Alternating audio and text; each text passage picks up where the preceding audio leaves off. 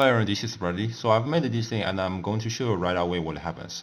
So here's a seed. If I change this number, then objects changes its material.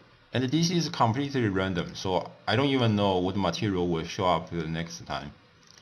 But essentially it chooses a material from a list of about 9 or 10.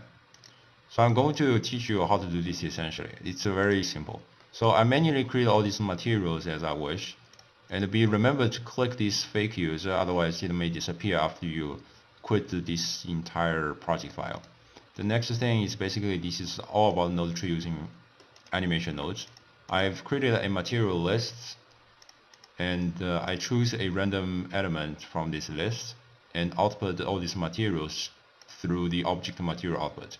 To make it more like kind of magic, I made a viewport input node to change the seed. And up to this moment, this entire tutorial has been done.